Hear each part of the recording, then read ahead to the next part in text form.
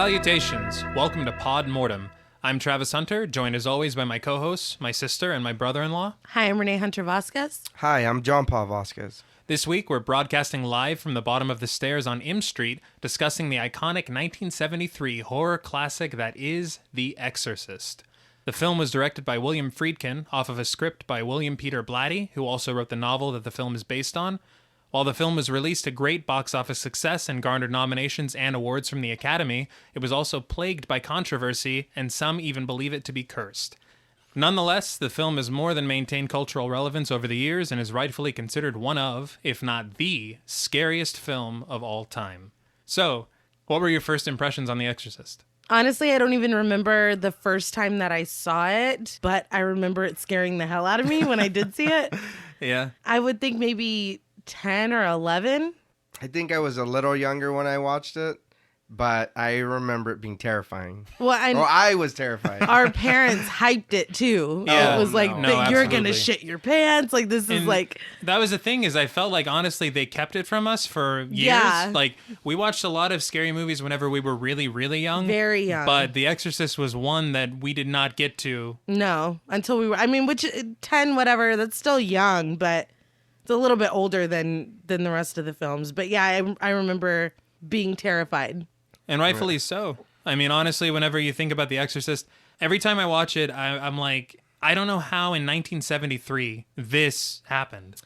Yeah, no, I think about how it must have been received, like the type of movie that people at the time were used to, and then going to see that, their minds must have been blown. I can't even imagine. I think, I bet that was fucking Yeah. crazy. I mean, people now, it holds up. That's the Oh, that's the thing. absolutely. It's not like, oh, that looks cheesy. You're like, no, that's still No, yeah, it's scary. still No, good. it's still scary. It's still a really good movie. One thing that kind of surprises me about The Exorcist in general, I think it's one of those movies that a lot of people know the references to the Yes, film whether they've without seen it or actually not. having Yes. seen it. So many movies have bitten off of it. Absolutely. And unabashedly so, shamelessly copied it. Well, I mean, between it being copied and the homages paid to it and even the spoofs of it, Yeah. like, I there's a mean, lot. it's so steeped into the genre that it's like, again, whether you've seen it or not, when someone says The Exorcist, you know what But the hell that that just is. You exactly think of shows how good of a movie it was. exactly, No, absolutely. yeah, and how impactful it is just to the horror genre, like as a whole. Right. We're sitting here 47 years later Yeah. talking about it and still scared Still shitless. watching And it. yes, Still yes. watching it. All right, now before we exorcise the demons of this film, we would like to issue a warning for spoilers. Pod Mortem is a very in-depth podcast, and in thoroughly discussing horror films, we have no choice but to spoil a thing or two. If you do not wish to be spoiled, please go watch the film, then come back and enjoy the show. If you've already seen the film or don't care about spoilers, let's get rolling down the stairs.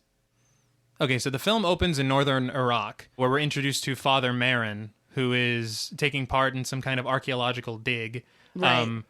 Father Marin's played by Max von Sydow, and he was 44 at the time of this film, but they made him up to look like a man in I his was 70s. going to say He looked 44. much God damn, older. he looked old. Much older. It's very I thought he was like impressive. 70 or some Yeah. shit. He And looked old. When I was a I feel kid, like he's supposed to be yeah. for the film. Yes, but damn. Yeah. When I was a kid, I genuinely thought, I was like, this is a very old man playing this. Yeah, he's an He old carries guy. I did himself too, Old, yeah. very well as an old man. Like, No, it's I just, never it's would have very, guessed that very he was good. that young. So at the beginning, he's kind of in the middle of this dig. A boy runs through all the ruins and finds him, and he's like, hey, they found something. That boy is parkouring Oh, through those yeah. ruins. He's before parkour was even Before a it thing. was a he's thing. the pioneer. He's the parkour pioneer. So he's running through, and then he goes and he talks to these guys that have apparently found all these things, and they find like an amulet, I guess, like a little Right. He found a pencil sharpener. And some other. yeah, just some Random assorted shit, yeah. garbage. Yeah. But in the garbage, they find like a little Saint Christopher medallion, which Right. makes no sense for it to be there. Well, they even say this isn't of Not- the same time as everything else. Yeah, and so they find that, and then he keeps digging. And when he digs, he finds this like piece of rock. And on this piece of rock, he breaks off, and it's like a carving of a demon. And so as he's like looking at the carving of the demon, I thought this was very interesting because it was not CG. A fly lands on his hand. I didn't even notice that. I didn't either. I Yeah. didn't even notice that. So a fly lands on his hand, and then he looks at it, and then like the music swells, but the music sounds like the buzzing of flies. Ugh. A lot of people refer to the devil as Beelzebub. Yeah. And I didn't know this, but I looked it up, and Beelzebub actually translates to the Lord of the Flies. I did not know that Yeah. either. So I was like, that's kind of crazy that they. I wonder if that's like, some Yeah. like little hidden Easter egg reference. That's really cool. And I don't think they trained a fly for that shot. no. All right, they're gonna fly and land Flies on his don't hand listen. and keep going. All right, so Those cockroaches had representation on the Yes. Freak Show. Yeah, Maybe Freak that Show. flies. another thing that's interesting is this was actually filmed in Iraq. I didn't know that shit. either. Yeah, That's about it. Yeah, that's really cool. especially for the time, I would think that they would have used something that looked like Iraq in Yeah, like it's gonna, California or Definitely. Nevada. Arizona, some shit in the middle of the desert. Yeah. Not even, but they actually went there and filmed it, which is No, kind of that's just pretty shows, like, I guess, their No, dedication to yeah. this thing. We're finding real demons. right. Yeah, we mean this. So after they find this thing, Marin goes and visits, I guess, like a curator of a museum.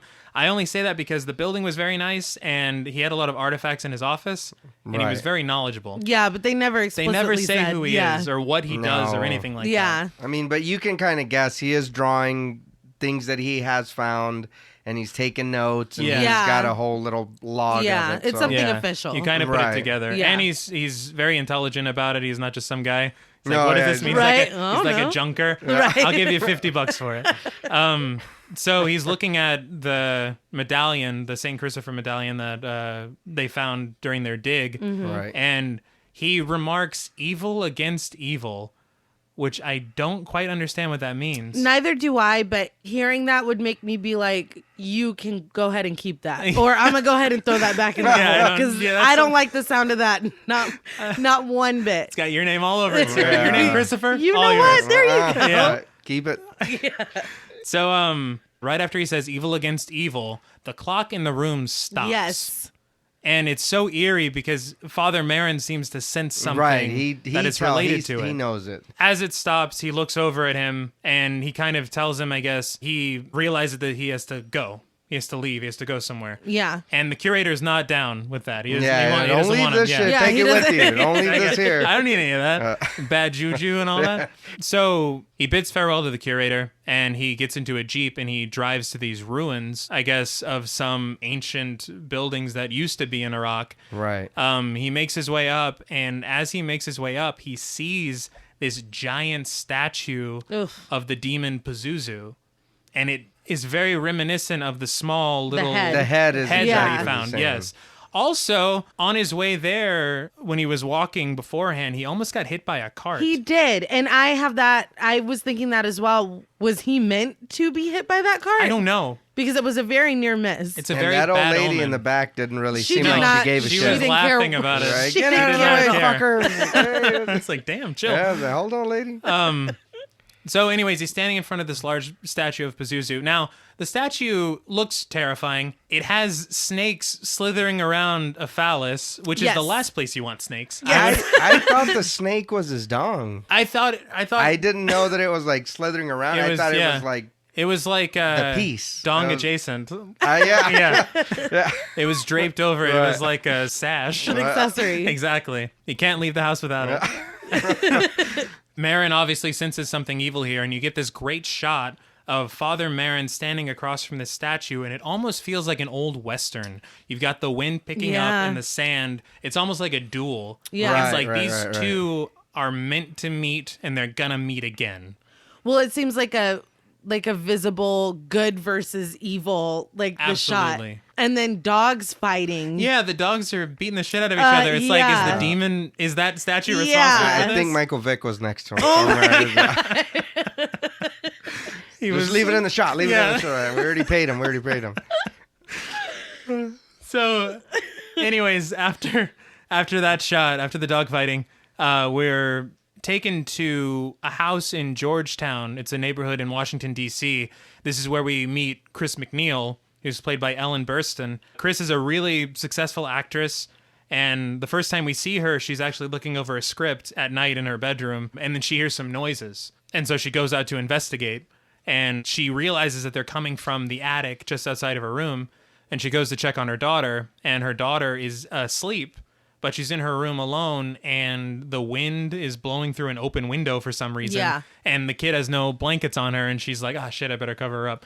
And it's kind of a foreshadowing of future things to come at this point. Right. But it doesn't really mean anything right now. Right. So after that, she goes downstairs the next morning and she's like, "Hey, all that scraping and scratching I heard, these rats are having a party in my attic." Yeah, those are some loud ass rats. Though. Yeah, I feel like, and I don't know if this woman is just more level-headed than me, but any scratching, there's a fucking ghost in my house. It made me think of, I don't know if you remember the time that I was putting laundry away in the closet and one of the shirts was turned inside out. Oh, you mean when I put the laundry away? When you put the laundry and away. Then you thought a ghost did it. Well, in my mind, who the fuck hangs a shirt up inside out? But I was Did you like, do that on purpose? Well, I was trying to hurry and put them away. He was just I was putting trying to shirts help. away. I Yeah. was just trying So to he help. came and home then and I got was like- yelled for it. I yelled at him. I was like, I think there's something going on. Like something is mocking us. I was literally like, It's a poltergeist. you can ask him. I'm not. So yeah, some scratching in the attic. Yeah, it was haunting me. What better way to piss them off? I'll do their Right. shirts inside out. Yeah, I didn't like it. I didn't like it. Well, So my mind immediately jumped to ghost and demon. So what is a rat? Like that would not even be on my radar. well, Chris did not have that mentality. She did She's not. like, Which I mean, good for her. 'Cause yeah, she's like, Well, obviously some rats going Yeah, on. but Right. I mean, come on. You hear the noise. That's not my first thought is rat. No. It's And that the noise that you heard was Yeah, not rat no, related. no, It was hell not no. squeaky. It was not yeah, adorable. no, they're It was some scrapings. Although, thankfully, luckily, knock on wood, I've never had to deal with that problem. Maybe that's exactly what rats sound like in a house. Maybe it is. And I'm just bougie or something. And I don't If that's know. what they sound like, then they're partying down. Oh yeah, they were getting it. Yeah. So she tells the housekeeper, hey, do something about those rats. And he's like, yeah, right, I'm on it, boss. And so the next scene we see Chris is on set filming one of her, like a new film. And she's at Georgetown University and they're filming. And this is where you meet Burke Dennings, who's the director of the film. He's played by Jack McGowan. Now, this is actually Jack McGowan's last film. Wow. I read, according to the Exorcist page on Fandom, he died of the flu 1 week after completing his scenes for this film. Holy damn. What the shit. fuck? Yes, this is kind of playing into a lot of people's ideas of The this curse. film being cursed. Oh my gosh. So, also, before she talks to Burke, before Chris talks to Burke, Burke is already talking to another gentleman who just so happens to be William Peter Blatty How funny. in a cameo role. And so they're talking about the film and they go and they start shooting the scene. And just in the background, you see, for the first time in this film, Father Damien Karras, who will Yeah. also be very, very important Yes. later. But right now, he's just kind of an extra Right. hanging out in the background. And He's he's just kind of creeping there, huh? He's No, just kinda yeah. like, He's just hanging out. But then Yeah. again, hanging out. He's like hiding behind people, just looking at But her. like, all- Yeah. it's a film set. Like that's exciting. Yeah. If there was a film if there was something being made at like my university, I'd Yeah, be I'd peeking go over. check Oh, it yeah, out. but I mean, he's just kind of like, No, yeah. kind of like staring back there. He's like, come on. He looked amused. He didn't look disapproving. He did. He No, did look yeah, amused. Yeah. He looked very amused by it. Damien Karras is played by Jason Miller, who's actually, this is his debut, his film debut. I think he was more Wow. involved in theatrical productions before this, which is where he was discovered for this film. Well, he's shit. great. Oh no, for this to No, be yeah, your he did first. a Yeah, damn I good never would have job. guessed. No, and I think he got nominated for an Oscar for his Wow. role, which well earned. Yeah. well Oh, earned. yeah. So after they film the scene and you get that very subtle introduction of these characters, which is pretty interesting because they don't really share any screen time yet. No, not at all. Chris is walking home from the university after they film some of this stuff, and I guess it's Halloween because some kids run by and they've In got costumes. Yeah. Yeah. It doesn't really come up. I don't remember all. anybody saying, Yeah. "Oh, by the way, it's Halloween. You're gonna take your daughter trick or treating?" Yeah, No. not at all. So Chris kind of returns the favor because as she's walking home, she sees Father Karras counseling somebody outside of the university, and And she it just looks kind of passionate. it does. looks- yeah. She's peeking in on him. Also, when she's walking home, this is the first time that we hear the theme. Oh yes. Yeah, that's right. Which When she immediately goes, yeah. it's sunny outside. She's peacefully walking down the street. Immediately the music sets you on edge. Mm-hmm. Like it is immediately disturbing. And it honestly, it's odd because it's not really the best place for that to be played at that No. moment. it fits the scene oddly, but it's eerie. Yeah, it makes it eerie. Yeah, it's and that's one of the great horror themes Absolutely. of all time. If you've never heard Tubular Bells, please That's great. look that up. So Chris gets home, and we see her first real interaction with her daughter, Reagan, who's played by Linda Blair. And I gotta say, potentially, outside of maybe Haley Joel Osment in The Sixth Sense, the best child actor I've ever seen. No, she's in my entire incredible life. in this. No, yeah, she did a damn good Yeah. job. Real good. Child actors, for me, typically break a film. A lot of Because oftentimes they do. They take you No, right out of it. That's why when there's a good one, you're like, oh, that kid did I- good. That- It's like yeah. surprising. Because I do too, though, honestly. I hate saying it because it sounds bad, but I really don't like kids in movies. I don't. No. Because I'm not a kid anymore. I can't identify with that. I don't even remember No. being a fucking kid. Like, man, I'm not fuck gonna that lie. kid. Yeah, fuck No. that kid. You know what I mean? But you know, I'm watching a rated R movie. I want to see adults doing shit. Right. I get it. Sometimes the kids are, part of the story, and it's great. Yeah. And in this case, she did a really good job. And An like you said, excellent The job. Sixth Sense is also Right. great. But there's just sometimes, the kids are just like, shut up, you little fucker. You know what I mean? Let the adults get killed already. It's like, what are you doing? Wasting my time. Yeah. I think, and the thing about this film is that the film, if it was a bad child actor, this film wouldn't Oh, it work. would be No, ruined. yeah, It would be yeah. ruined. It completely is hinged on her. No, yeah. It's good. I also read that the role almost went to Jamie Lee Curtis, That's insanity. which would be. I wonder how that would have turned out. Love Jamie Lee Curtis. Oh Yeah. yeah, but she was 15.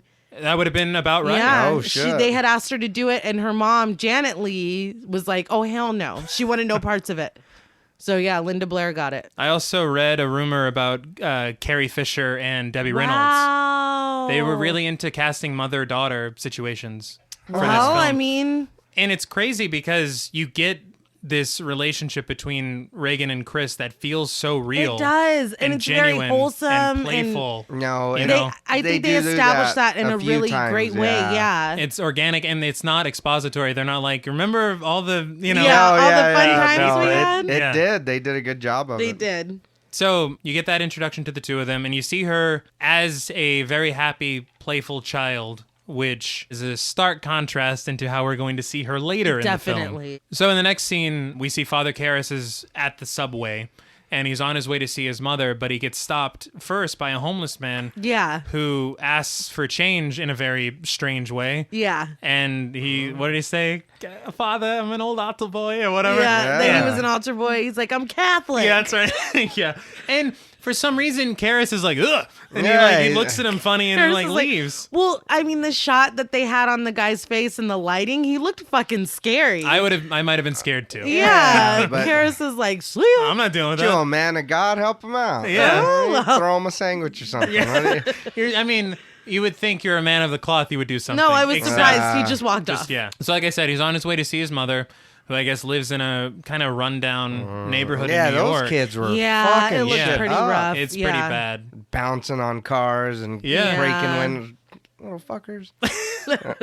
Again, kids are bad. No, We- yeah, Yeah, I we've If guess. there's established anything this. from this. So he gets to his mother's apartment, and as he makes his way in, he sees all these old pictures of himself. You actually see pictures that he apparently used to be a boxer at one point in time. It doesn't say exactly what level he was, but it does have trophies and awards and stuff like that. Yeah. Right, on yeah, the I did mantle. notice that too. I thought that was very interesting because I did read that it's kind of more detailed in the novel, and this is the kind of detail that you can only get when the person who wrote the novel also wrote the screenplay. True. Yeah. And William Peter Blatty, I've never read the novel, but if the screenplay is anything going on Right. it, I'm sure it's amazing. Yeah. He actually won the Academy Award for Best Adapted Screenplay for The Exorcist. Well, he deserved it.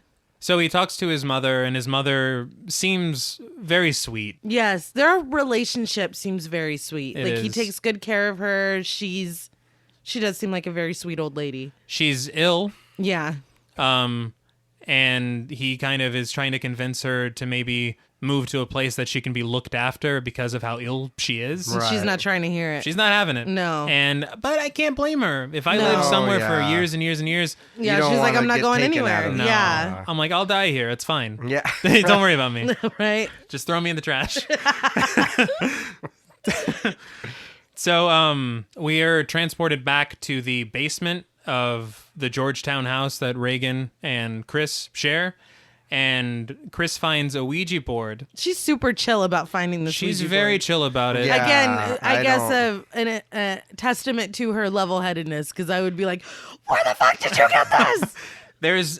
Here's the other thing. I That would. I wouldn't have been as cool either. I'm very intrigued by that because there's not a lot of background as to where that came from. No. Reagan Well- just found it in the house, and they're Right, renting this house. because she does ask her, where Yeah. did you find that? And she says, in the box over Yeah. there. Yeah, And it's just there. Yeah. and instead of being more inquisitive, she's like, "Let's play Let's with play it." with it. Yeah, which is the smartest thing to do. So they start playing with it, and Chris says, you need 2 people, and she's like, bullshit. I play all the time. Yeah. By myself, and I talk to my good friend Captain Howdy. Which again is a red flag. Yeah. At this point, Reagan is too old to be having any kind of imaginary friend. Exactly. I was going to ask you about that because you're parents. I'm not a Yeah. parent. Right. So there's a lot of this No. film that I'm like, Yeah, eh. she's a little She's old supposed to be what, 12 She's in the turning movie? 13 on Sunday, they Yeah. said. Oh, yeah. No, I if don't- our daughter is 8 and if she came up with some, I've been playing with this Ouija board, Captain Howdy bullshit. Yeah, no, you got to go. You and the board, get out. Captain You're Howdy. broken, we'll get another one. I read on the internet a lot of people think that they named the demon at this point because we know Captain Howdy is going to turn out to be a nefarious individual. Yes. Right. The movie's called The Exorcist. Yes. They said that the demon was potentially named Captain Howdy because her father's name was Howard. Oh. And that it was like the demon's way of kind of slinking in, like almost in the back door. And I feel like there's a lot of stuff with her dad that yeah. is not fully fleshed out, but No. it's definitely a presence in the house. Right. Yeah, they're divorcing, But yeah, and that's about it. but Chris says, "No, I'll always love your dad." Like it's a really weird Honestly, at first I thought that the father had died. yeah. And then it But turns no. out, because we learn later there's some disputes. and Yeah, all it's that. a really, right. really odd situation that I'm sure it would be weighing on Reagan at this point, Right, and that right. would be a Absolutely. good way to kind of, No, hey, No, yeah, that's true. One thing I always feel weird whenever I pronounce Ouija, I read that it was named after yes in French and yes in German, so it should be pronounced Ouija. yeah, But nobody fucking does that No. on the planet Earth. Ouija. Ouija Yeah, is fine. Ouija, it's like a squeegee, but Luigi. Yes, But with demons in Luigi- it. Luigi. Right? yeah. Fucking Wario.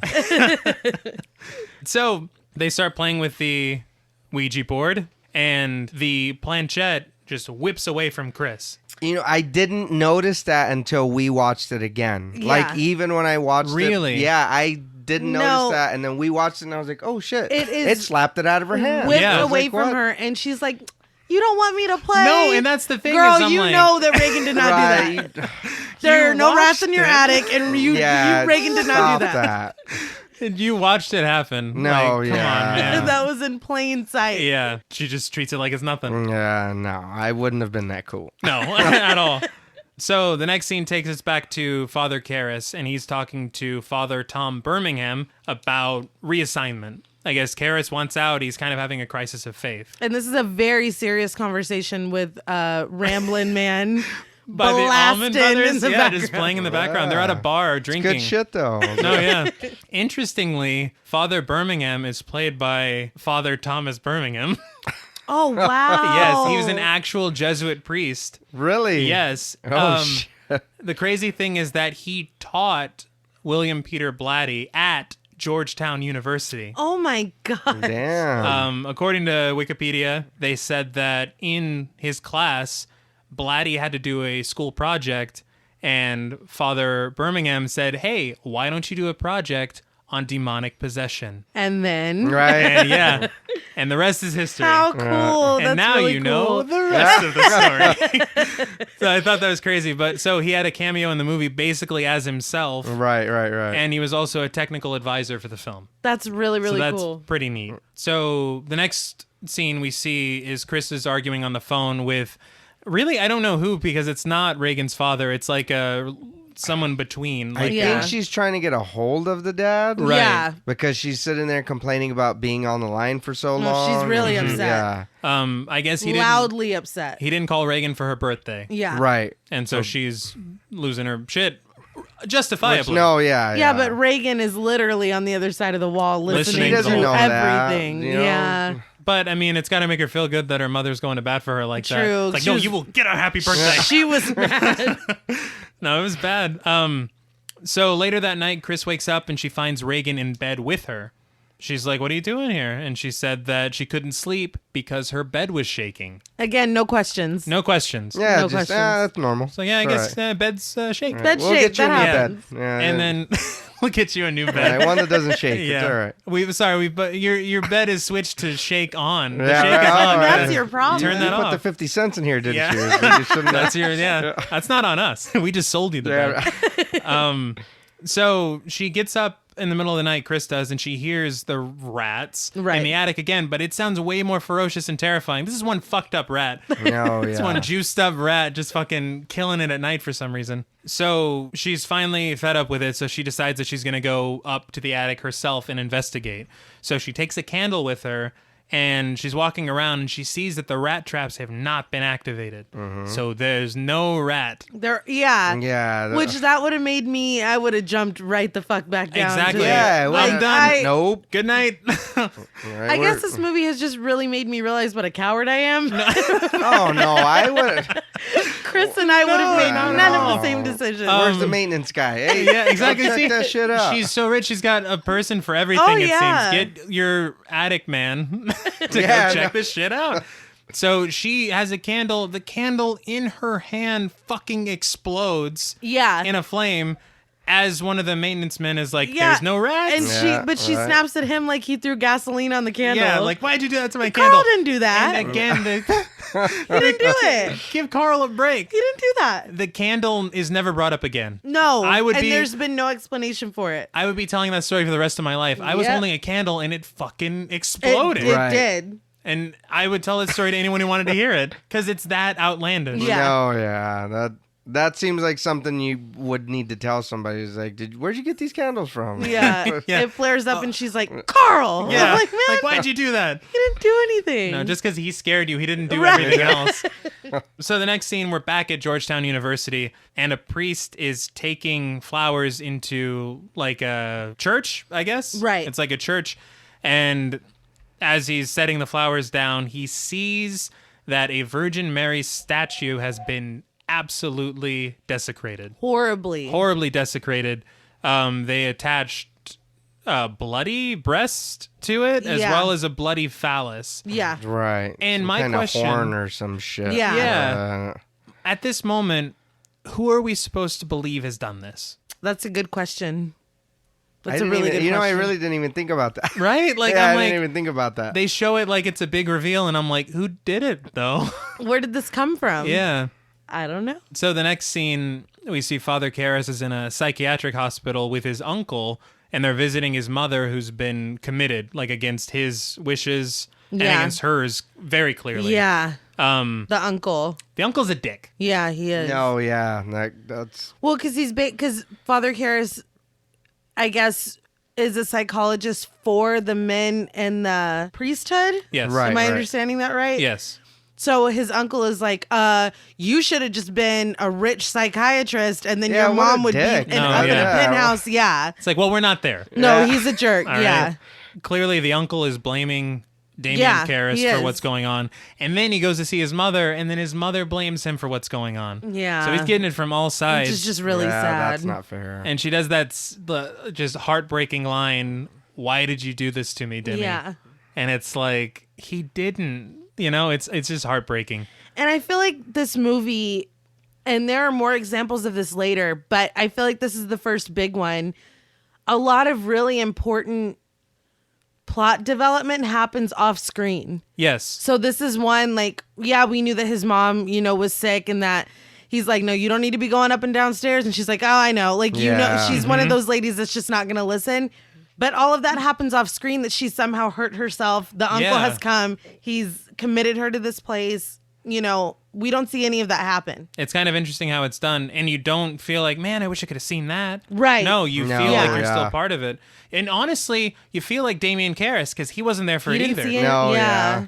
Because the uncle put her there, right? Yeah. Yes. So it wasn't even his fault. No, but he gets blamed. Yeah, the uncle was like, what, are you going to take her in? He's like, what the fuck? Why'd you bring her here? Yeah. What? Yeah. And then he throws in his face, he's like, well, are you going to put her in a private hospital and pay for it? And then he decides to blow off some steam by beating the shit out of a punching bag at a gym. Yeah. Calling on those old boxing days. Yeah. Sugar Damien Karras. Fucking wrecking shop. So the next scene, Chris is throwing a party at her house, and Burke Dennings, the director, is making a drunken ass of himself. Oh my God. That's so funny. It's like, it's bad. He's calling some guy a Nazi. Yes, and Nazi pig. Following Nazi him around, pig, yes. harassing him. That's Don't they physically start fighting? Yeah, because he's in like, the kitchen. You're too close, man. He gets mad. He fucking, He keeps saying, I'm Swiss. No, he's like, come on. Also, Reagan's mingling around this party. I guess it's before her bedtime. Yeah. And so Chris is speaking to Father Dyer, who is another priest. From what I read, he is, I guess, not Karras's boss, but he's a level above him. Okay. And Father Dyer was played by Father William O'Malley. He was also a Jesuit priest who was a technical advisor for the film. He's a good actor. He was a great actor. Did a good job. Yeah, I did a real genuinely good job. was surprised by that. But Father Dyer is talking to Chris, and she asks him about Father Karras without naming names because she doesn't know him. No, yeah. And he says, Father Karras's mother passed away last night. Right. And another thing that we don't see play out. no, not at all. We just kind of see the fallout from it. So Burke, again, like we said, he gets into a drunken squabble with that man he deemed to be a Nazi. The Swiss guy. Yeah. Yes. And so he gets taken out, and they're like, send him on his way. They get a car for him, and he leaves. Then Father Dyer is fucking pulling an Elton John and killing it on the piano and singing. Singing for everybody. Well, and Reagan's supposed to be upstairs asleep, they is. are doing the They don't most care. down there. Yeah. Oh shit, they're being loud. Yes. That's all right. No common courtesy. Yeah, no. Like, the kid's sleeping. No, fuck it. No. They're like, sing along with me. Now Reagan hears it apparently because she comes downstairs and commits the greatest party foul Of all time. in the history of horror films. And she says non-specifically, I don't know who she was talking to. She's talking to the astronaut. Oh. Yeah, there's a yeah. guy earlier in the party. Oh, that's right. That's talking about going into space, and Father Dyer's even like, I want to be the first missionary on Mars. And That's right. yeah, she says it, and then his face is like, the fuck? Like, Yeah, she tells him, you're going to die up there. Yeah. Which is the last thing you want to hear if you're going shit. out Yeah, into if you're going to space. space. And after she says that, she starts peeing on the rug. Furiously. Like, it's a lot of pee. It is. She drank a lot. She must have been drinking when At she the was party. mingling. Yeah. And Chris, her reaction is okay, but she's like, Reagan? Reagan? Like, she's... Oh my God. Yeah, and so she apologizes for Reagan, and she takes her upstairs. She gives her a bath. The party's over. There's no going back to the party. No, it's you done. can't go back down there. No, so she gives her a bath, and then she's like, why did you say that? She doesn't say, what did that mean? Which I think is a much more important question. Yeah. Yeah. You know, why did you say that? And Reagan doesn't answer. She's like, oh. And so she puts Reagan to bed, and Reagan's like, what's wrong with me? Yeah. Which is I'm not really a parent, sad. but that's a terrifying question I would have to I can't. You know? I can't even imagine. So Chris says, it's just nerves. She's got a lot going on. They just moved to Georgetown. They've got this ongoing divorce. And they're about to move again. And they're about to, they're going to move to Yeah. Los Angeles. So it's a lot of stuff going on. So she's like, maybe it is just a matter of all this stress coming up, right? So Chris goes downstairs and she goes to check on the progress of the pee cleaning situation that she's put her pee cleaning maid on. Yes. Which I think is a little messed up. Like, if you guys are parents, if your kid throws up somewhere, You're going to It's clean your it. responsibility. Right, you're gonna Yeah. clean it. come on, Chris. I know you're successful and rich, but She's a movie star. give her some slack, You right? clean that piss yet? Yeah. And she hears Reagan screaming. And so she runs back to the room, and Reagan's bed is shaking violently. Like, shaking like an earthquake is going on in the room. And she's, there's no way that anybody is, She gets onto the bed with her. Yeah, and she holds her. And is still being shaken and thrown around. Like, the bed is going bananas. So the problem... It's a rough night. It's a rough night, to say the least. Night. You got the bed, you got the pissing, you got the bed. It's rough. So... After this, we see Father Dyer go to visit Father Karras after his little mini concert got ruined by the pissing. And Father Karras be drinking. Oh yeah, Father Karras is trashed. Yeah. He's wasted. He is. So he puts Father Karras to bed very politely, and they have a little banter, which is great. I didn't know this before. I read somewhere that William Peter Blatty used to be a comedy writer before he wrote The Exorcist. So you kind of get that in all these little character moments, So you get that there with the clever writing between the two of them. And so that night, Father Karras has a nightmare. It's oddly a lot of imagery from what Father Marin saw in Iraq. Yeah, it's creepy. Like, I thought that was very strange. And his mother's in it. Yeah, and I guess so he sees her. He sees there's that medallion necklace looking thing with right that we seen when he dug up. It's falling. Yeah. And then you see his mother coming up from the subway platform. And he's then, screaming, trying to get her attention. And she waves at him like she is holding stuff. Saying his name. She's saying something. Yeah. I mean, you can't hear anything, but you can see her mouth that she's saying his name. Yeah, and it makes sense because his mother just passed away. He just lost her. So of course he's going to be dreaming about her. Yeah. But then as soon as she starts to descend back down the subway, you see this flash of like a white-faced like demon. Yeah. And he starts chasing after her at the subway, and then the St. Christopher medallion drops to the ground. And that's the end of the dream. What did you guys think of that? Like, what did you take it to mean? I mean, I think the part with his mom is pretty obvious. Like, he tried to help her. He tried, and he lost her anyway. She's gone. Mm-hmm. Yeah, I don't know. I don't know, because the demon was present. Yeah, he was there. And at this point, he wouldn't even know about any. No, he has no idea. Yeah. I'm wondering if maybe it was like an attack already on him. Maybe. You know what I mean? Like breaking him down. Yeah, like the demon already knew.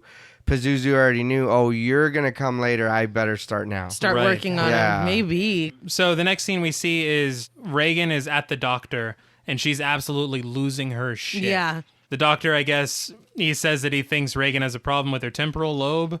Or was it a frontal lobe? Her temporal lobe. Temporal lobe. I would think frontal lobe would make more sense because that's personality. Yeah, no, he specifically says that. Yeah, he says it a few times, the temporal lobe. Probably a lesion on her temporal lobe. That's weird. Well, I'm not a doctor. And if it's a lesion, it'll be easy because they can just take the scar off. Which sounds like not real medical jargon. It's like, so we'll cut her head open and... It's like, are you a real doctor? We're hoping for a lesion on her brain. Exactly, yeah. So he says that whatever the bed shaking from the night previous was caused by a seizure and muscle spasms. I would have... punch this doctor in the face. Yeah. No, I definitely. And then when she... You're getting mad all over again. So, because she is telling him what happened with the bed. He's like, muscle spasm, seizure, what have you. She's like, no, I got on the bed. Yeah. It was shaking me. He's like, well, and then looking at it as a parent, you would be mad if you knew something was wrong. Yeah. And then somebody's like, that's not what it is. No, and then he has the audacity to be like, come on. The problem with your daughter is not her bed. Yeah. I would have caught a case. That's all I'm saying. It's her brain. Oh my God. I will say I did like that they went the medical route first in this movie because a lot of skeptics, when it comes to like the idea of possession, they'll say, well, you got to travel down those medical Yeah, pathways you first gotta- before you start being like, oh, nope, a demon It's hopped a inside. demon. Yeah, a demon's test driving this kid. So I thought that was smart. So they put Reagan through this medical procedure that is honestly Oh my brutal God. as fuck. This is the part that was supposedly making people vomit and faint in the theater. And I understand Oh my- why. It looks, it's horrible. Apparently the people that were doing this procedure were actually in the medical field. So everybody that was doing this was actually doing what they would normally do in the situation, which is probably why it came across. Looked good though. It did. Yeah, It all looked did. real good. And it was pretty rough for me personally. Something very interesting though is the bearded man that is like assisting during this thing. He was a radiologist, and he actually, in a few years after the movie came out, became a convicted murderer. Right. Is that the one with the Joe Exotic bracelet? Yes. Okay. That's what I noticed too. I told her, I said, that dude's got a leather studded bracelet on. I didn't know I that didn't that's what catch that. doctors Is that the wore sign? when Yeah. they... No, he did. Yeah.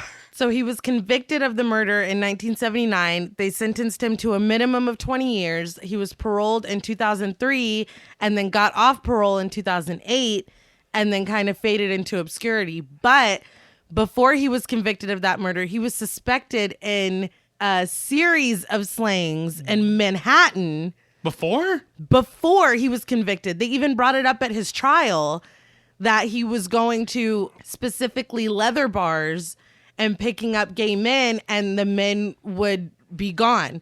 They would be thrown into the river and washed back up shore, washed back up. And they still gave this dude a job? This is after. Oh. This is after. I was like, damn, they knew about him killing people. But they're mutilated and dismembered, washed up in trash bags. They're called the bag murders. It's still not solved. Oh shit. Yeah. Damn. And what he the was fuck? the one, and he was the radiologist in The Exorcist. See, and now this makes a lot more sense because his name did not flip a switch with me. It did, No, it it wasn't doesn't something that I ping- remembered. yeah. But he was portrayed in the second season of Mindhunter. Huh? Yes, he was the guy that Greg and Wendy go and meet together. Are you fucking serious? I am dead serious. So it makes sense that they think that he did more than that one, because they, in that show, they interview serial killers. And Right, so right, he was, right, right. you That know. was a good show. No, yeah, yeah. no, for the second time in 2 episodes, I gotta say, if you haven't watched Mindhunter, finish this No, that episode was a really, and go really fucking good watch show. Mindhunter. After this, the doctors head to the McNeil home, and Reagan is upstairs whipping her hair back and forth. And she's also like hopping up and down in really unnatural ways, right? And she collapses on the bed, and her eyes roll back Yeah. white in her head, and her throat There's like a huge Yeah, bulge in like her a throat. frog. Yeah. Yeah. Oh my. and you hear this low, like, rumbling voice. And I think what got me is the doctor walks up like, I see this all the time. All right, Reagan, Yeah, he let's, does. like, Dude. this is not a common occurrence I at all. hate this doctor. No, this doctor's terrible. No, yeah, they're bad. They're I hate him. Well, and rightfully so, Reagan decks the shit out of him. oh yeah. Which should. Yeah, it was I wanted to rewarding. do No, that. yeah. It was rewarding for all of us watching at home. And then she starts saying some pretty crude shit. She does. Or at least the whatever is dwelling within her. Yes. That's the other thing. I'm gonna be talking about this demon, but also calling it Reagan because I don't know what else. You know, I mean, it's the girl. physically it's Reagan. Exactly. Right. So that's gonna be happening a lot. They, after she says some shit, it's in a much deeper voice, gravelly, kind of creepy. You can tell it's a woman. You can tell it's a female voice, but it's Kind of weird it's, like yeah, that. it's pretty bad. Yeah. The voice was performed by an actress called Mercedes McCambridge. And she was actually an Academy Award-winning actress before all this happened, before The damn. Exorcist. I've heard rumors of her, like, messing up her throat by smoking and drinking a lot and eating eggshells. Eating eggshells, What I the read. fuck? And I also Yeah. read that she broke her sobriety to start drinking to, I guess, aggravate her throat for this role. Just for that. For this role in Yeah. The Exorcist, yeah. And it paid off. Worked it very well. did. Yeah, but But she that get she paid had, for like- all that shit. She did, but there was an issue as far as credit was concerned, because there were conflicting stories that I read that said that when the film first came out, she didn't want credit for doing the voice because she wanted people to think that it was Linda Blair and that it was a part of the performance. And then whenever the film got big, she wanted credit for having done She's it. like, now hold on. But they probably did that and were like, you don't need any of this money. and that's what I'm wondering is I don't know if because that's how I think Friedkin tells it. It could be she wanted credit and she never got it. Right. She's like, hey, why did I not see my name on the Which fucking honestly credits? would make more sense. Absolutely. Why would she not? But it caused a controversy because Linda Blair got nominated for an Academy Award for this performance, and then when they found out that part of her performance was done by another actress, it was pretty much a guarantee that she was not going to win. Yikes. But that's voice acting, though. It's not like, I mean... And it's tough because she gave an incredible performance. She did, but I mean, it's still. I don't Linda know how Blair anyone doing could all have the expected a little girl to be making that voice. I wouldn't have believed it for a Well, second. that's I'd be what like, I'm that. saying. Why wouldn't you assume that there was? I mean, I don't know. Honestly, at some points, it sounds like a man. It does. It's So you're very like- deep No, and it does. gravelly. There's no It way. does. I forget how old Linda Blair was at the time. She's like 14. Yeah, I'm like, there's no way a 14-year-old girl's making this sound. And for the Academy to be fooled, they're like, damn, this kid can act. Damn, she good. But it's just crazy to me. So anyways, for some reason, the doctors still believe this shit is mental after all Yeah. they've seen. And the doctor that looks They like suck. Teddy Yeah. Roosevelt, Yeah. he God damn. compares it to a woman lifting a car off of her child. Yeah, like that she's was getting the this strength. stupidest shit. Like you're out of your fucking mind, sir. I think that too would have, like I said, again, looking at it from a parent's point of view, I probably would have punched him. No, I'd be like, come on, literally, dude, are you, that's what you're That's telling me? infuriating. And thankfully, Chris is like, did you see Yeah, what I saw? You Yeah. were there. So they recommend another medical procedure, and she's like, are you fucking kidding me? And then instead, they actually go through with that. No, they do. That and it's time that they do. machine whirring, and it's fucking Yeah. unbearable. That's right, yeah. Reagan looks like she's being tortured. Yeah. And then they're like, oh, didn't find anything. Yep. Again. So I know this sounds stupid, but is that like, I guess what, like an MRI machine was back then or something? Or was it? I have no It idea. feels what Because it was. I've been in an MRI machine one time for my back.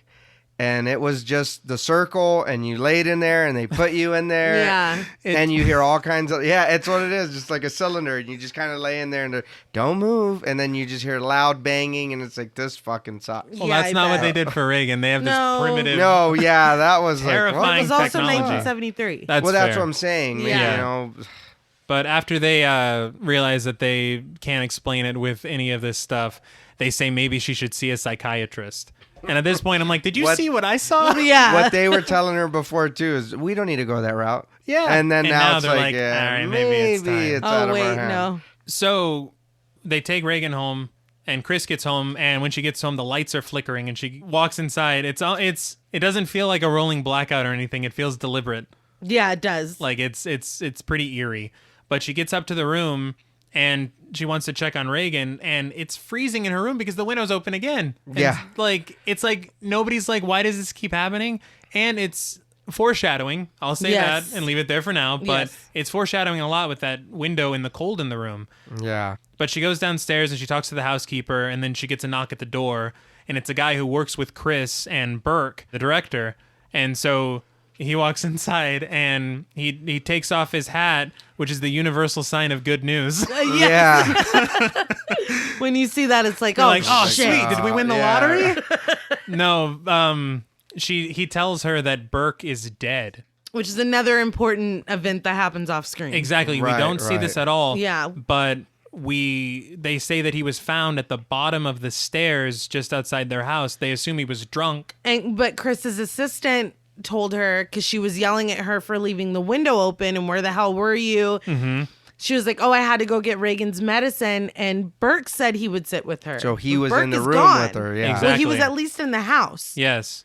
And so the only people that could have been there were Reagan and Burke. Right. I do want to make a confession before we go any further. What's that? When that guy's ringing the doorbell, I thought it was the fucking phone ringing the whole time, and she just wasn't answering it.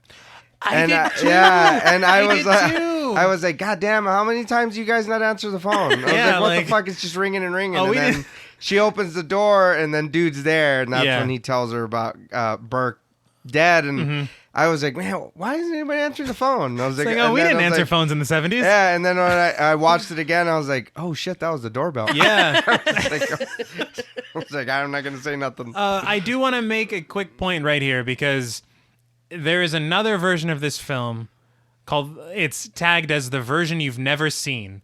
And in this version of the film, the scene ends here. Chris gets the news of Burke being dead and she cries and the scene cuts to black. It fades out, yeah. But in that version, for some reason, this is where Regan spider walks down the stairs with blood pouring out of her mouth. It's a bit much. It's a lot, and Chris is like, oh my God. Her reaction is very underplayed. It's very subdued. Yeah, I don't. It doesn't even fit. No, it ratchets things up way too quick, way too soon. So I'm very glad that they had the wherewithal to cut this. I read they cut that scene just before the premiere. Blatty, the writer, was pissed, but Friedkin was like, "This does not work," and it didn't. And I'm so glad that they cut it. It didn't. So they finally take Regan to a psychiatrist, and she undergoes hypnotherapy, and the demon starts to present itself. And apparently, the way that it shows itself is that its breath stinks. Oh Yeah. There were some strong reactions in that room. It made me think of Thriller. I was like, the funk of 40,000 years. Well, But it's an ancient funk.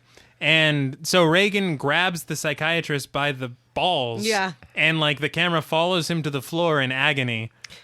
yeah, but come on. I mean, whoever's in there with you is also hypnotized. Bitch, I'm a demon. He You're tried. Yeah. He tried it. He's like, is this like a 2-for-1 Yeah. special? We can just hit both of you at the same power time. of suggestion. Yeah, Right. did not work. Well, he got his balls suggested to the floor. He did. So the next scene, Father Karras is out for a run, and we meet Lieutenant William Kinderman. He's played by Lee J. Cobb, and he's a detective that's investigating the death of Burke Dennings. Also, he's investigating the desecrated statue on campus. And for some reason, I don't know why, he's linked the two of them, and he thinks that there might be some kind of witchcraft or cult activity. Yeah, I didn't ever understand that either. I always thought that too. It's a pretty loose connection, honestly. Yeah. but It's pretty loose. He's saying religious desecration, and and then he comes out right away. Do you know anything about witchcraft? Yeah, well, what are Did you talking about? How did you get this out of that? I did notice that apparently from the conversation, Karras wrote a paper about witchcraft. Yes. Yeah. And so I guess Kinderman read the paper. He was playing coy because he's like, do you know anything? He's like, you read his paper. Yeah. Because Karras is like, yeah, I wrote a paper on it. And he's like, I know. know. It's like, why are you being coy? His whole character is so funny to me. No, I love this character. He adds like a bit of levity A little that is bit, needed yeah. because this movie is dark as shit. No, yeah. And deep with like religion and all this stuff. good So shit. we need Kinderman, and he is very welcome here.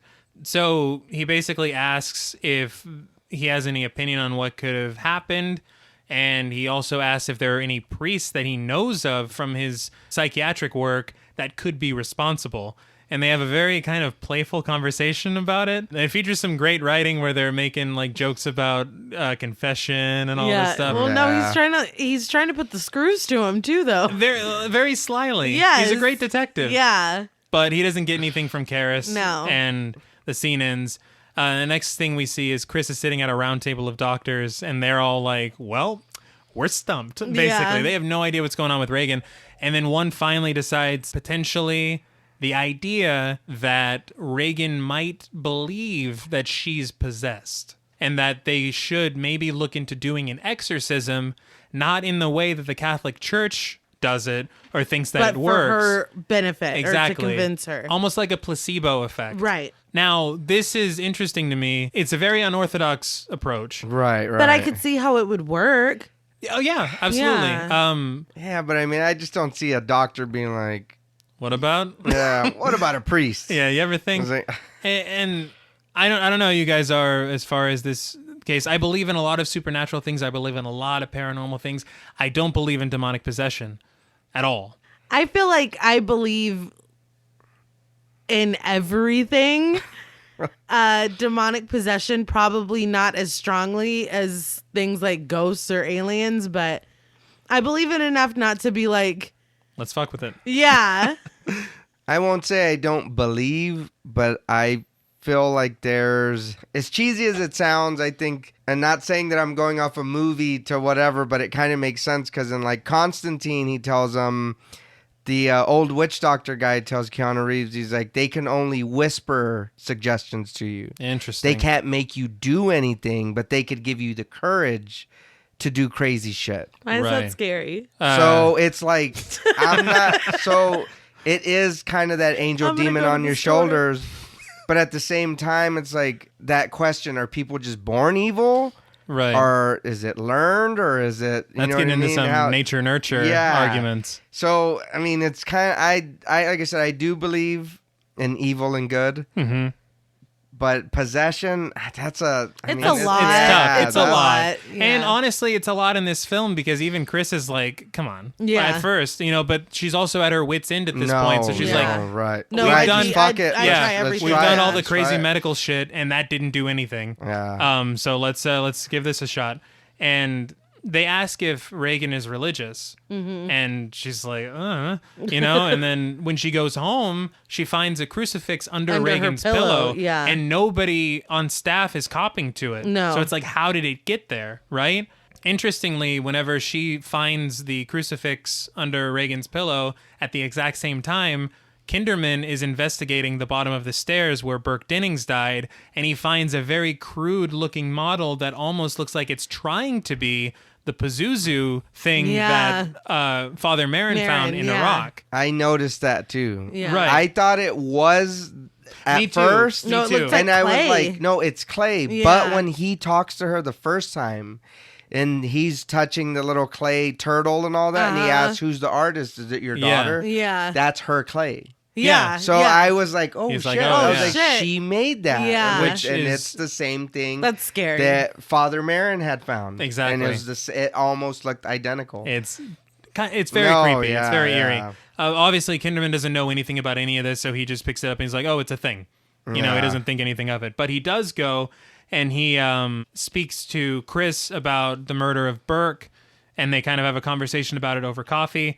And there's allusions at this point, like we said, where Chris may be starting to think that Reagan might be responsible for what happened to Burke Dennings. Yeah. No, yeah. It's, And you can see she's such an amazing actress. Yes. The faces that she's making every time that the detective isn't looking at her, it's like, oh my God. Like yeah. running through her mind, did my child kill Burke? And she's still trying to keep that poker face. And be cool about it. You yeah. see it. It's incredible No, work. she's amazing. So Kinderman finishes up his conversation with her, and he gets an autograph from her. He says that it's for his daughter, Yeah, under false pretenses. yeah. That's, and then he finally admits that it's for him, and it's a very adorable moment. It's really cute. And I'm sure Chris appreciates this little moment from all the Yeah. shit she's going through right now. It's pretty nice to not have to deal with it for 1 second. So Kinderman leaves, and as soon as he leaves, This is a recurring theme, I think. it is like the second that Chris is like alone for 1 second, shit starts going crazy again. And so she runs upstairs because she hears Reagan screaming. And the first thing that she sees, and she has a look of absolute horror on her face, and rightfully so, Yeah. is Reagan is defiling herself with that crucifix that Chris found under her pillow. Yeah. And she's saying some crude shit. That demon is vulgar, man. yeah, quite- no. He's quite got vulgar. some shit. And so obviously Chris sees this and tries to stop her, and they wrestle over the crucifix. And then she jams Chris's head in her crotch area. Yeah. And then lifts her back up and smacks the shit out of her. Across the room. And Chris flies back and screams in pain, which we learned was Yeah. legitimate because in the scene, the man, we saw this in this documentary, this man that was responsible for pulling Ellen Burstyn back, he was told by William Friedkin to pull her extra hard. So he does, and he ended up injuring her. And the scene that you see in the film is the scene of her actually Of her being injured in screaming real in life. agony. And the shit they did back Yeah. in No, the day to it's get movies crazy. to go. Well, and I read that forever. Like her back was messed up forever because of that. Like Well, she never fuck, fully if recovered they from that. yanked her that Yeah. hard, that And she even looks Linda like that Blair, shit hurt. when she's Whipping her thumping hair. back and forth, when she's whipping her hair back and forth, she fractured her spine. they got away with a lot back Yeah. then. And it sucks because on the back of that, a lot of people would say the performances were great though, but Yeah, it's 'cause these like people are you're really fucking in actually agony. hurting people. Yes. Yeah. That's not acting. That's not a performance. No, not at all. So as Chris is lying on the floor, the housekeepers finally decide to come and check out what's going on. Just a little bit late to the action, I will say that. Yeah. Like, come on, man. And a chair slams the door shut almost telekinetically, it seems. Right. And a dresser, like, almost threateningly approaches Chris. Yeah. Like- Was that necessary? It's like the demon was like, get her. And the dresser was like, I'm on it. The fucking furniture from Beauty and the I was Beast. about to say it's evil Beauty and the Beast. It is. Sure thing, boss. And so the dresser approaches her and stops short. It doesn't crush her. It doesn't No, attack her yeah, or anything. yeah. And then Reagan's head spins 180 degrees and it like mocks her in a British accent for some reason. Yeah. I don't quite understand why. It's horrifying.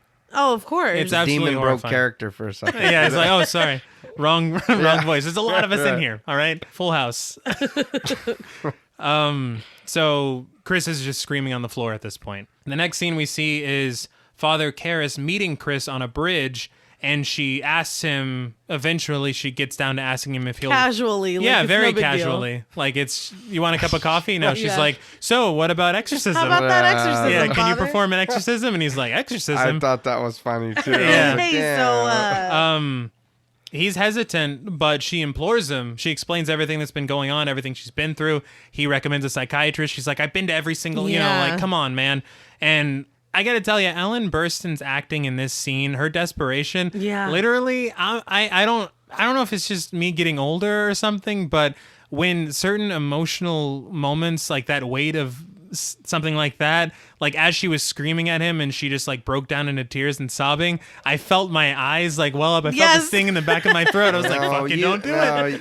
Father, do, help her. though. Yeah, like you feel, yeah. Because as a kid, you're watching shit and then you're just like, yeah, fuck it up or whatever.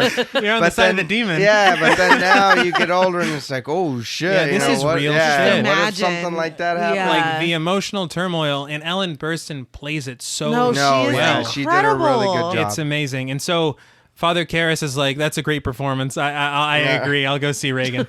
And so he agrees to see her. And Karras sees her. The first time he sees her, she looks way worse than the last the time we saw her. deterioration It from is- one scene to the No, next. yeah. Unbelievable, rapid. Yeah. And she's got like wounds in her face. Yeah. Her skin is But pale. that's what I was like saying. Like he's wearing her down. Yes, You know what I mean? from Oh, the inside. yeah. Yeah, and so Karras is kind of feeling her out because I guess there's a lot of things that you need to do in Catholicism in order to get permission to perform an exorcism. prove, yeah. You need the proof of it. And so he's trying to, kind of talk to her and figure things out. You can kind of feel he's flexing that psychiatric muscle while he's doing this. Yeah. But there's a lot of unexplained shit that's going on that he kind of just shakes off a little bit Yeah. because he's trying to look at it with a skeptical eye. And I get that, but if I see a drawer fly open and you can't touch it, Then I'm we're not going to be like, do it again. Yeah. Let me see that. Just let's, yeah. yeah. Yeah. Just open it again. One more time. You're a sideshow. So, the demon inside of Reagan claims to be the devil. And so Karras is like, where's Reagan? And the demon says that she's in here with us, which always scared me as a Very, kid. very scared. Because it's not with me, No, with us. with With us. us. It's like, well, how many Oh, fucking, there's a lot. how many I How gotta many worry you about? talking? So apparently, according to the demon, Karras' mother was also invited to the party because she's in there with them as well. And he starts to question her a little bit, and the demon loses her lunch. Well, yes, he goes, well, if my mother's in there, then you know her maiden name. What is it? And Reagan's like, Her maiden name Right. was Ralph. Fuck you. So apparently the arc of the pea soup vomit that they did was Right. aimed wrong. Apparently it was supposed to hit him on the chest, and it hits Father Karras right in the face. Oh, no, yeah. yeah. And it's pretty messed up. But it was a Um, great shot, though. Oh, a Yeah, great they shot. did Great good. shot.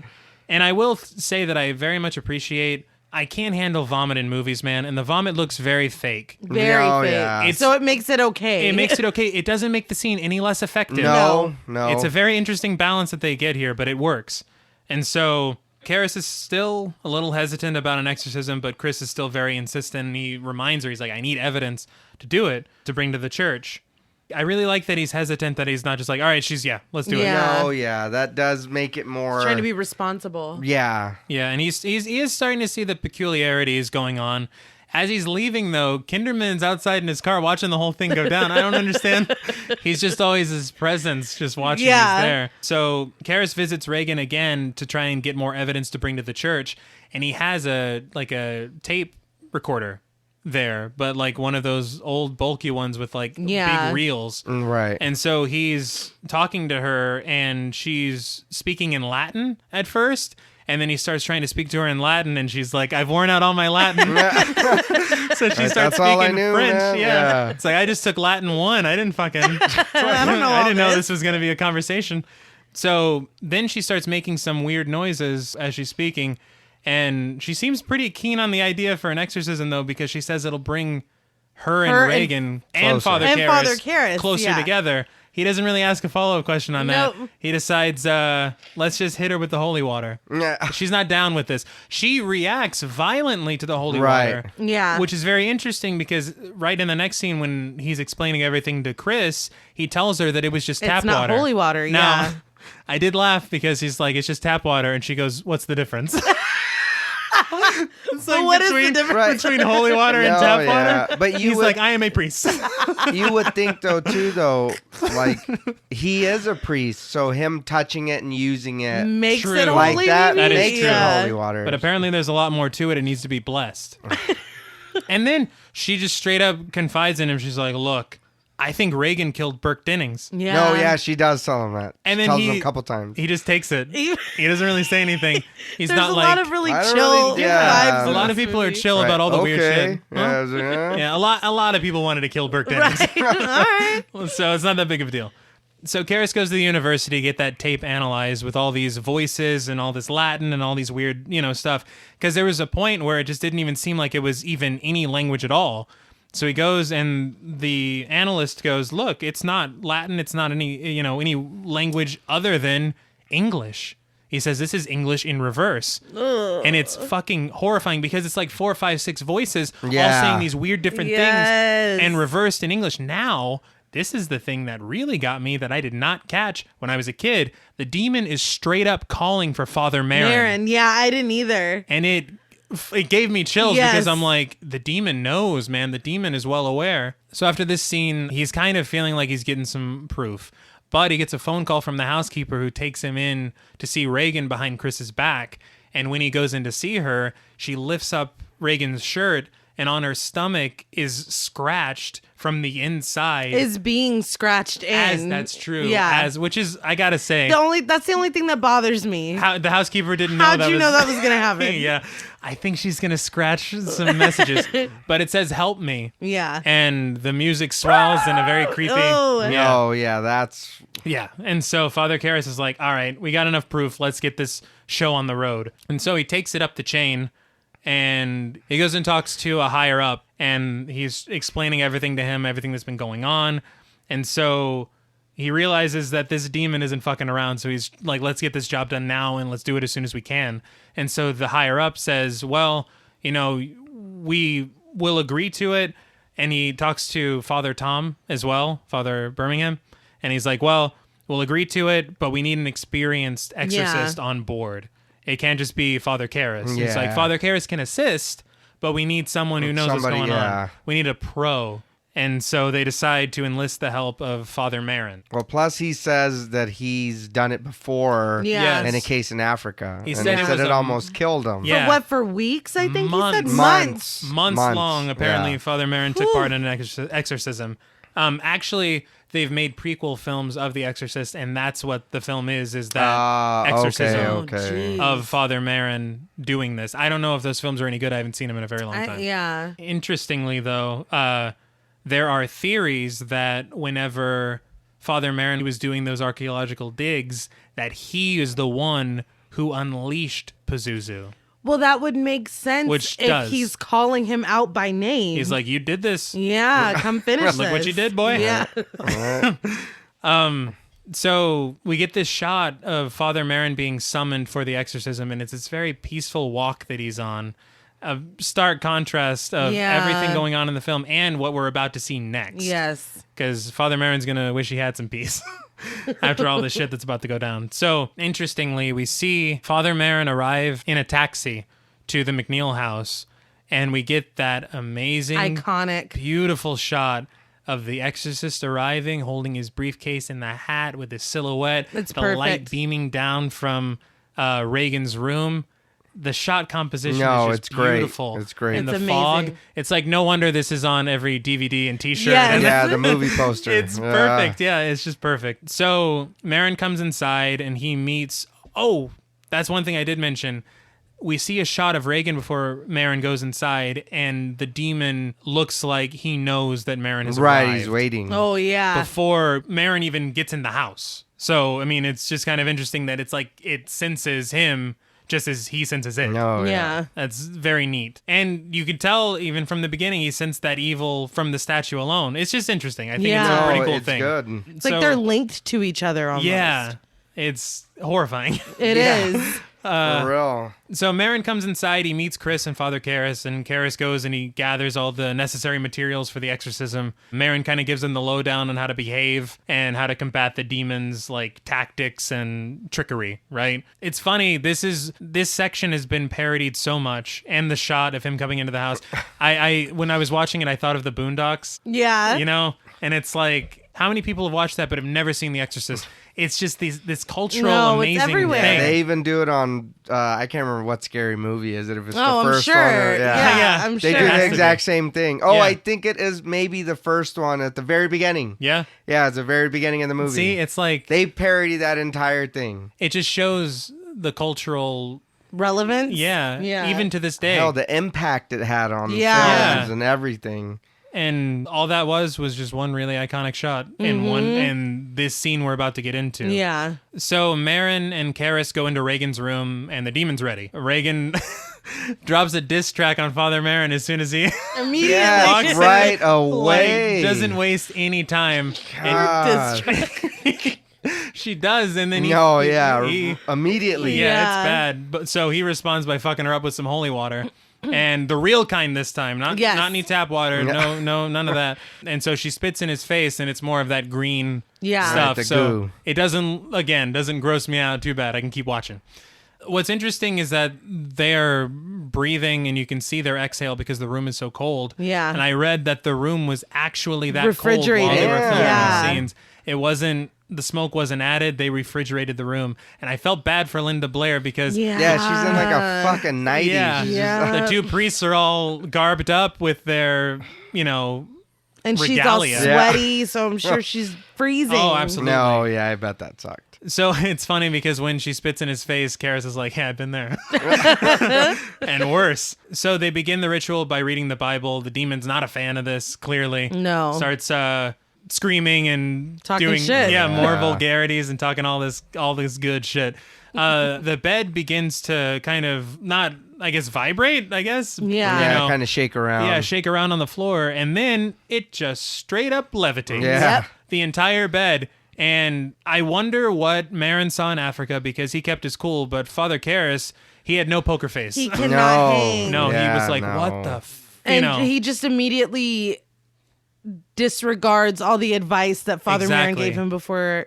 He's- Specifically, and- don't listen to him. Yes. Don't talk to him. And the demon picks up on that. Oh, Yes. yeah. He's on point. Yes. So Karras freezes, like we said. He stops reading his section in the Bible, and Merrin's like, come Hello? on. Yeah. Yeah, you got to say something.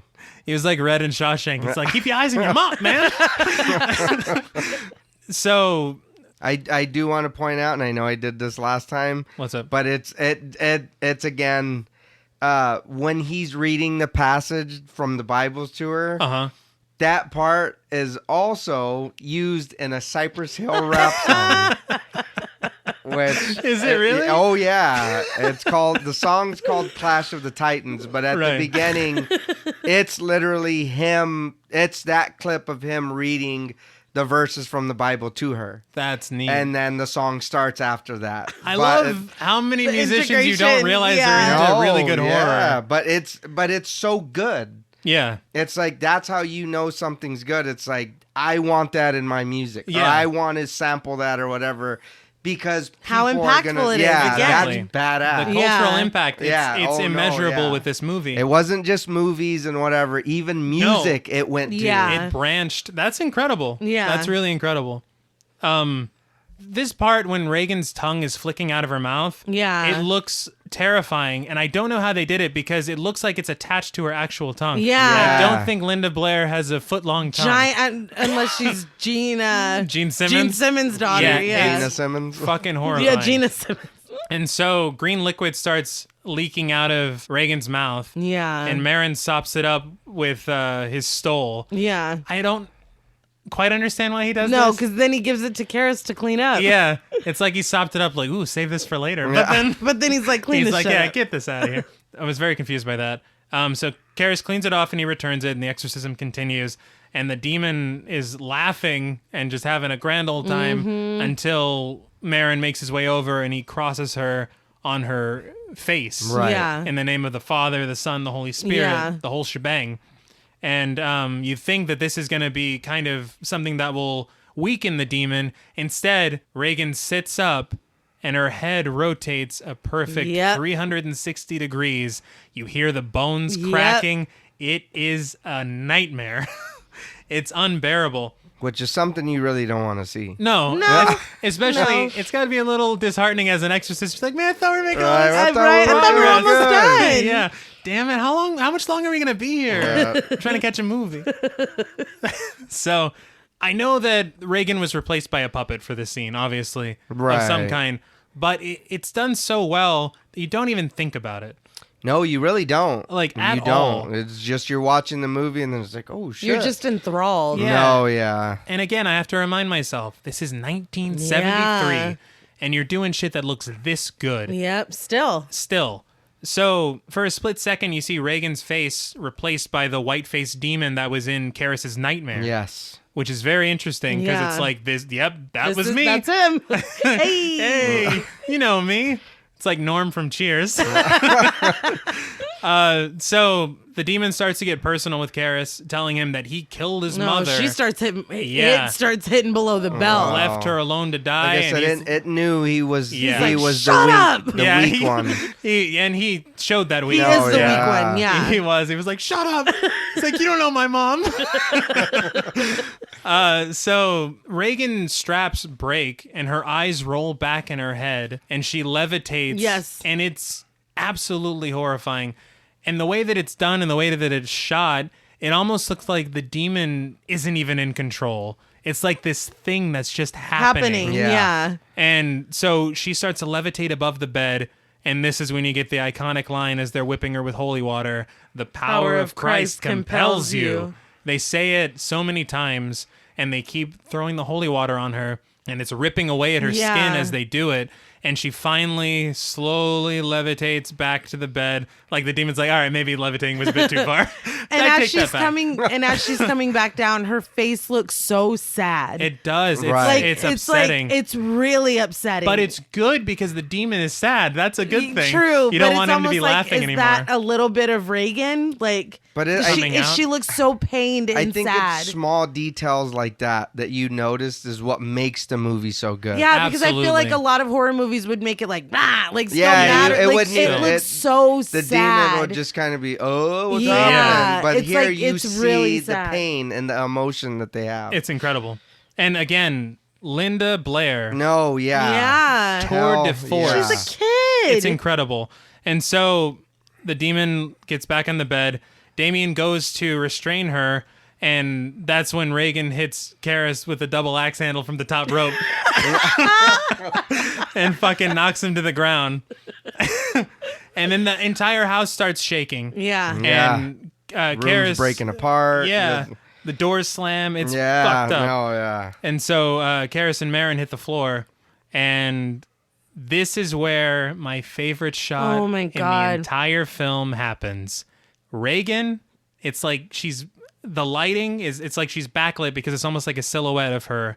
And slowly into frame, you see from the point of view of Marin and Karis on the ground. Yeah. And she's reaching out, yawning into like a void in like a screeching howl as the demon Pazuzu statue appears. And you see the look on Marin's face, and he's like, it's almost like he felt it. I knew. Yeah. And now it's proven. Ugh. This is the demon that he is meant to do battle with. And it gives you full goosebumps. Circle. Yeah. It's such an incredible shot. It is.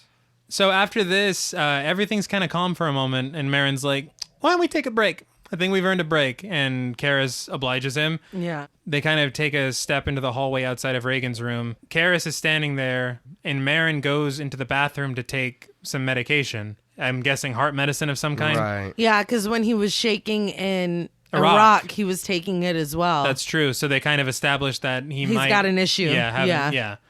So while Marin's taking that medication, Karis kind of sneaks back inside the room. Yeah. And when he does, he sees his mother on the bed instead of Reagan, and she's seated upright, pale. Just looking at him. And it's a very eerie visual. Yeah. And he kind of makes his way over to the bed, and he goes and he's wiping her forehead.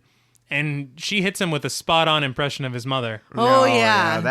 That would have fucked me up. Absolutely. That's too much. It's like she's Bill Hader or It's too something. Because it was very accurate. And she says one of the last things he heard her say. She said to him, "Why'd you do this to me, Dimmy?" And it's just heartbreaking because you know what he's going through. And he's carrying that with him. And this is, again... It senses the weak link, and it's like, I know what nerve to hit. Exactly. So he hears this voice. He can't handle hearing his mother's voice coming out of this thing. Right. And he gets more combative with it, which is exactly what Marin told him not to do. So he told him, don't listen. Yeah, don't listen. Don't even talk to it. And so Marin comes back, and he's like, you got to get the fuck Why out of don't here. you take a break? Yeah, he does. He's like, go over there. Just... Yeah. That's enough. So he goes downstairs. And Marin decides that he's going to continue the exorcism alone. And so Chris is downstairs with Karis, and she's like, is my daughter going to die? Yeah. And then Karis is like, he kind of summons the strength to go back. And as he's walking back up the stairs, a knock is at the door. Chris answers it, and Kinderman's here. Yeah. Kinderman's like, look, I've been waiting outside long enough. I've been here. Fucking party, yeah. Yeah. Am I invited? So he comes inside. As soon as Karis gets back upstairs, he sees Marin leaned over the bed, and he's dead. Yeah, another giant thing that happens off screen. That you do not see. And so he lowers him to the floor and tries some kind of caveman CPR on his chest. He's trying so hard to bring him back to life, but it doesn't work. Out, man. Yeah. And so Reagan's just seated on the bed, chillaxing, just watching it happen. And then when Reagan kind of takes it a little too lighthearted and starts smiling, doesn't the demon chuckle? Yeah, and so he proceeds to give her a good old-fashioned ass whipping. Yeah, a beating. Yeah. He beats the shit never mind out of her. that this is a 13-year-old girl. Oh, who cares? I'm gonna punch the shit out of you. It's bringing those old boxing days, I'm telling you, man. Yeah. And so Karis is beating the hell out of her, and he's imploring the demon. He's like, take me instead. Yes. And so the demon's like, all right. Bet. Let's do this then. And so we see this shot of the curtains flowing in the wind, and then Karis falls back. Ugh. But as he falls back, you see that his eyes are in the same demonic shade of green that Reagan's once were. And so you hear Reagan screaming. And sobbing. And Father Karis stands up, and you see a point of view shot of his hands like he's reaching out to attack. Go after her. Go after Reagan. Yeah. And he fights this urge, and he just screams, and then he jumps through the window and basically gives himself the Burke special. Yeah. He rolls down the stairs. He takes the expressway down to M Street. Well, he gained, it's like he almost gained control of himself exactly. again. And in like, that second that he had control, like, he was like, I'm ending it. I'm ending it. Yes. And so Chris and Kinderman enter the room, and Chris is holding Reagan as she sobs, and they cry together. But she Kinderman took a little while to get to her. She looked at her for it's like, who is that? Who mood at? You good yet? Yeah. Which I get, but I mean, I think after the her second, voice. right? I think Yeah. after the second, mommy, I would have been like, oh shit, that's All right, my I guess kid. that's yeah. Yeah. Oh, but this thing's good at voices. That's It's an impressionist. It's a good mimic. Fucking Rich Little, this demon. So I feel bad for Kinderman in this scene because he just came to check in. It's like, what he the goes fuck upstairs. is happening? He sees One dead priest. yes, and then another dead priest at the bottom of the stairs. The window smashed And this open. battered girl, Yes. screaming and crying. She still has the restraints tied Exactly. to her. So what the hell is what- happening in I have here? a lot of questions. So for some reason, Father Dyer is out on a leisurely stroll, and he just pushed his way through the crowd. Yeah. Oh, he's that's just my there. friend. Yeah. Oh, there's Damien Karras dying at the bottom of the stairs. So he grabs him by the hand and he delivers his last rites. Right. It's a very sad scene. But Yeah. Karras's fingers, ever since I was a kid, have been so scary to me. The way that he's Oh, moving yeah. his fingers while he's holding Well, it. he's answering them. Yeah. He can't talk. Oh so man, he's I don't just- know. Yeah. It's no, scary. I don't know why, but ever since I was a kid, I was like, this is a great performance by that hand.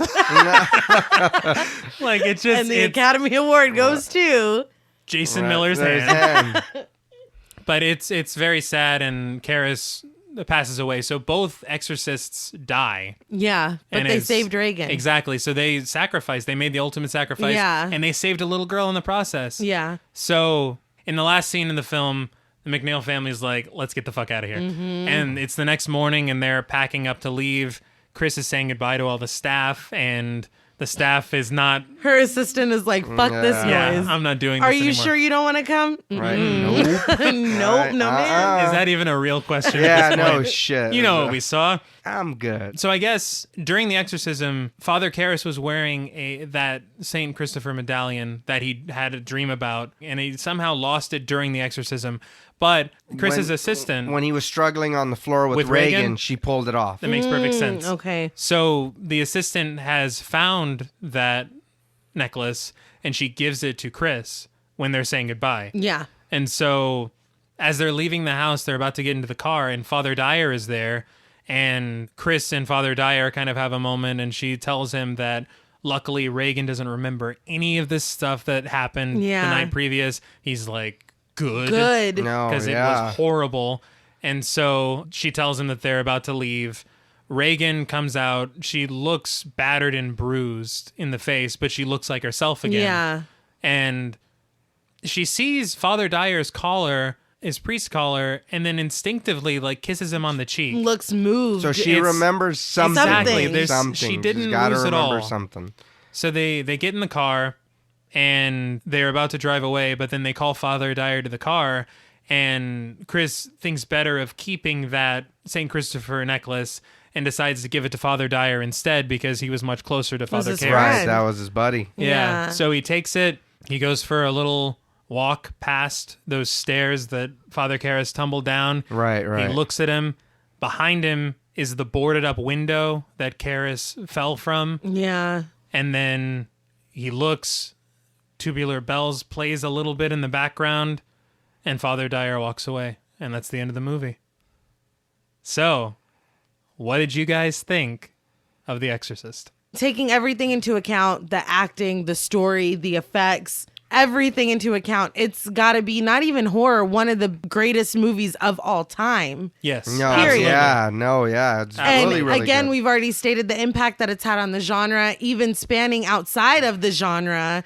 And I can't even lie, and I don't even want to say I'm a little ashamed of it.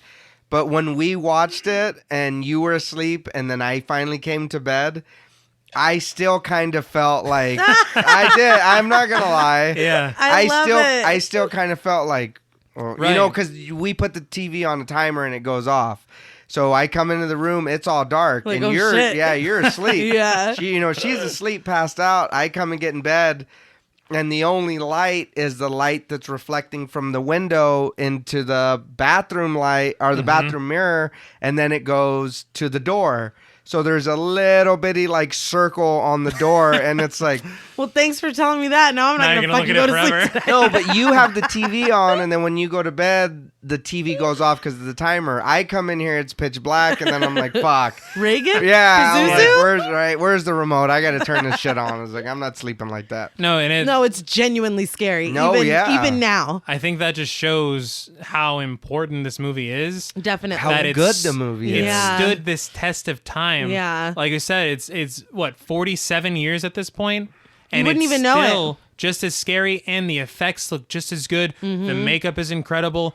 The story is impactful, and every single thing that happens matters. Oh, yeah. Even if it's a little No, slight everything thing, leads to something else. there are no throwaways. No.